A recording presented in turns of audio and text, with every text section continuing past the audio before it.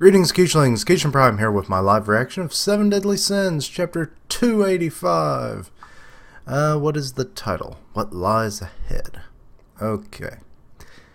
And, I feel like this is like the first time we've actually seen like a map of the continent they live on, and to be honest, looks kind of small. Seeing where all the various forces are. Okay, good to keep up with that.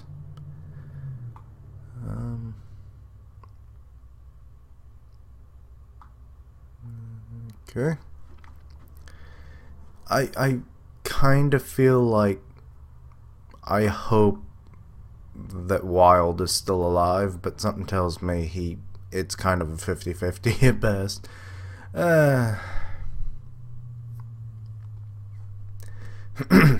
I still find it weird that like portal is just there in the ground when the Demon King seemed to be protecting that stone archway before. So,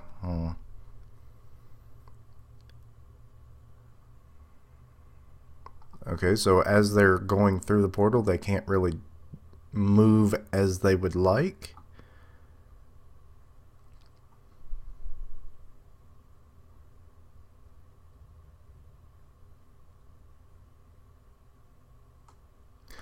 Okay, he's saying they can't be separated, but they are being forced to separate. What?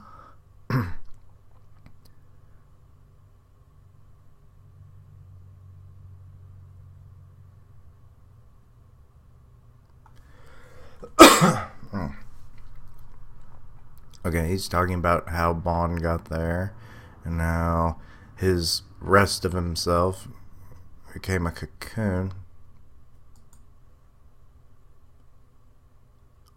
Why did he say beneath him? It's a confusing line.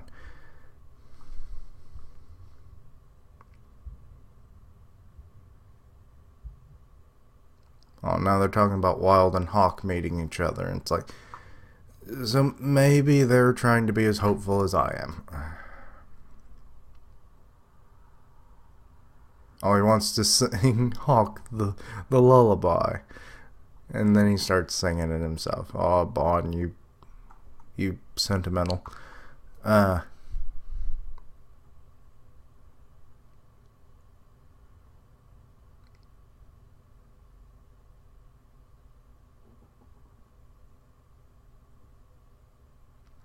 Some of this dialogue doesn't fully make sense. It seems like they're having two different conversations with half the talk bubbles. Because in this, he's talking about, like, if Hawk will remember the song, presumably. But then this one, it's like, this big mouth never changes. Is Meliodas talking about... Oh, this chapter started off confusing.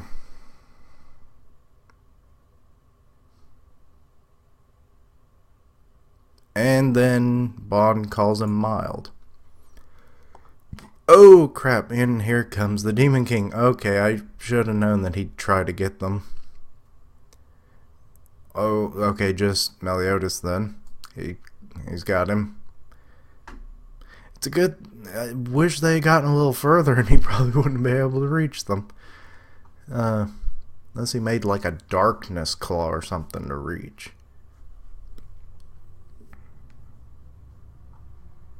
Okay, his little proclamation, I won't let you reach the real world. And Bond is trying to do something?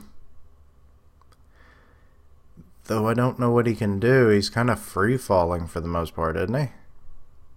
And he has no way of propelling himself otherwise, so... And now they're being separated again. Wait, is that something that Meliodas was mentioning? Is like, we're being forced to be separated? Even though that wasn't... What, did he see a glimmer of the gauntlet of the Demon King? I don't know. But he'll make it back on his own. Well, if that was the case, you would have done it already. Okay.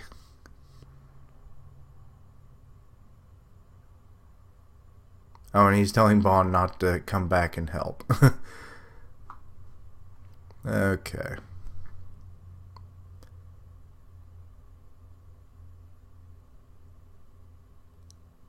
Wait. Oh, he cut off the Demon King's arm. Okay, where was this strength their whole fight? I mean, it could have been because of the fact that it was just his arm they're going up against, but even then, that doesn't make sense.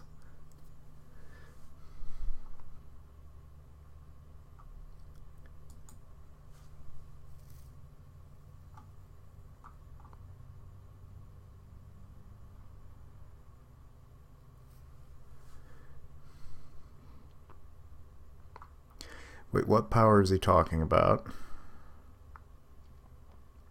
Is this the power that, like, on the Boar's Hat podcast, Grimm was talking about something from a couple chapters ago, like that Meliodas doesn't have a unique ability just to himself.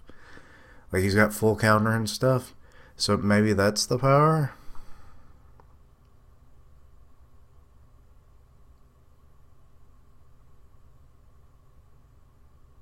Demon King really doesn't want him to go, says he'll ruin everything. Oh, that cheeky smile. He's like, first time I've seen you impatient. And the Demon King is just yelling, stop! I would have preferred, no! But, oh well. Okay, back in the real world. Those are clouds? I thought it was like islands and a big continent.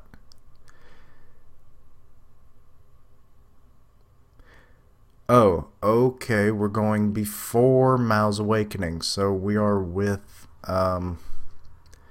Gil Thunder and why can't I remember his name right now? Hendrickson. Wait, I forget which group this is. Like, what they're... okay, it's the assault force. Right? Yes. I believe so.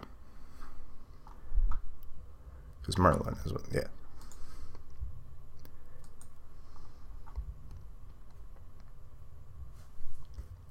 Nose is itchy.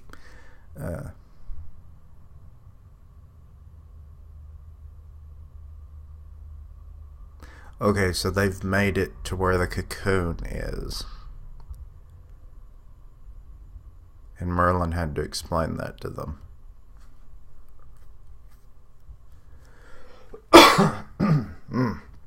Excuse me.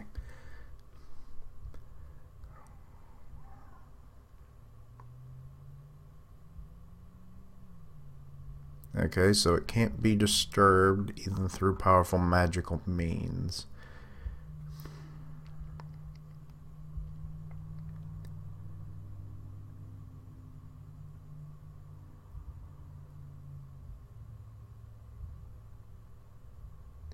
Okay. Ludicell's like, wretched slut. It's like, I know why you're saying that, but good lord, hold a grudge much? But I guess when you're effectively immortal, I guess you can hold grudges for a really long time. When I said I'd hold that grudge forever, I meant it, damn it.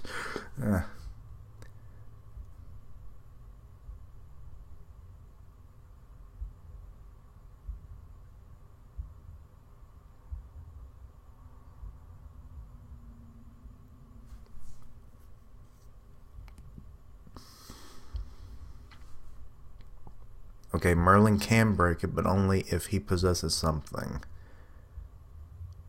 to help.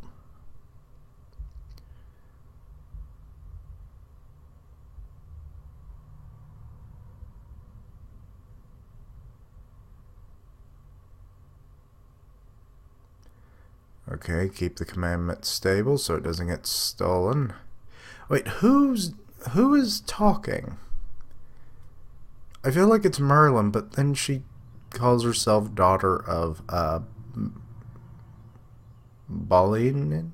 I don't know how to pronounce that. It's her father, obviously, but weird that she would refer to herself like that. No, wait. Okay, and it's referring to the grave of Mal. Okay, so these are Ludocel's thoughts.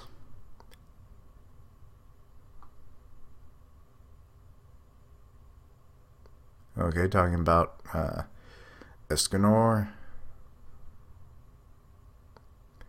Yeah, I'm still worried about Escanor. I mean, last time we really saw the guy, he was coughing up blood, and I don't like that.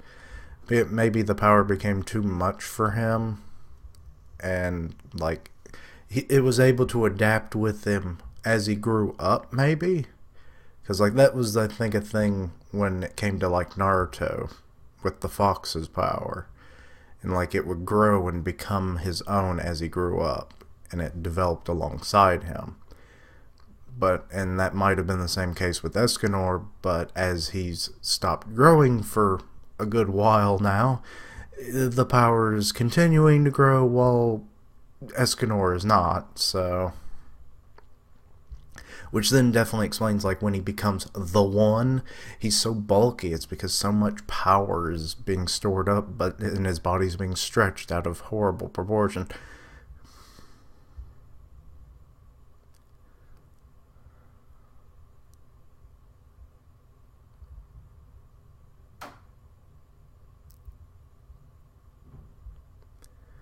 Okay, and then mentioning that Hendrickson and Gil Thunder are actually willing to sacrifice themselves even though they lack in force.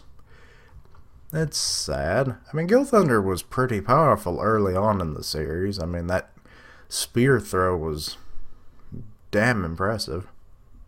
But I mean, compared to things now, I guess they're weak sauce.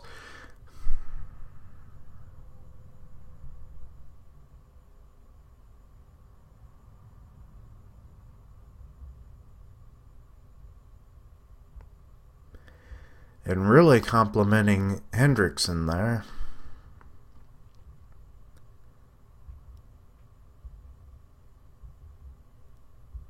Oh, thinking that he could be used as a vessel. So you're already thinking of possibly getting rid of uh, um, Margaret's body. Or should worse come to worse, that be the case.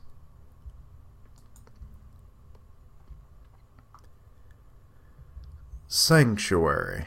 Wait, isn't that like one of those ember jewel things that they had? Like Goddess Ember, I think is what it was called. Oh, they're going to try and puncture the cocoon.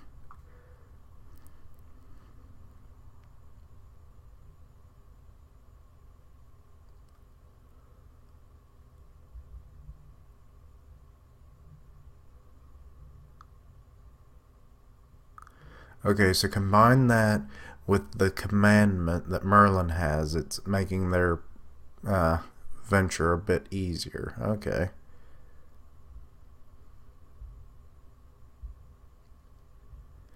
Oh. Oh, Gil Thunder didn't like that they're going to have to kill Meliodas to get out once they're in there. But Merlin has another way.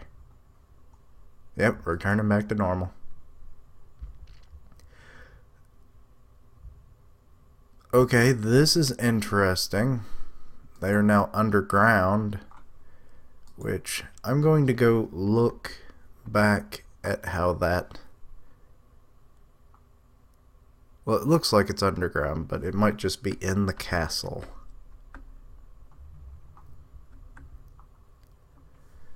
But that... Well, there's some tiles there. Well, the castle has been deformed, maybe. But there's the cocoon proper, so...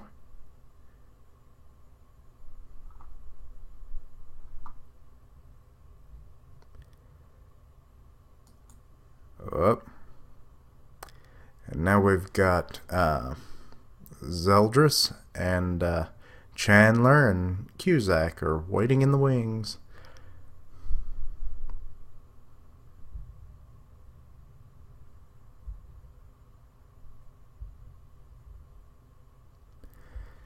And, you know, kind of listing off the big names.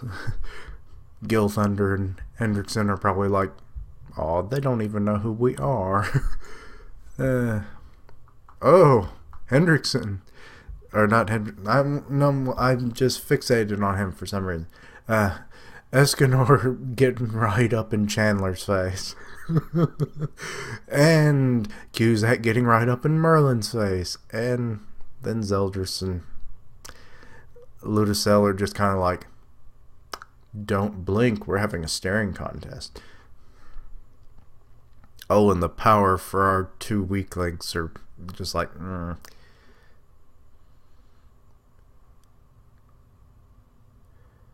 Oh, that's some interesting words, Ludacell. Weird that you wouldn't have ever met directly before with Zeldris.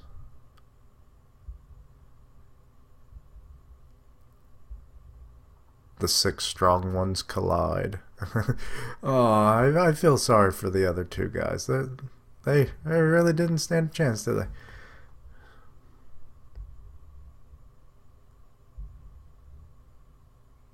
I mean, Hendrickson kind of had an edge over Gil Thunder in a way because he could actually heal people, right?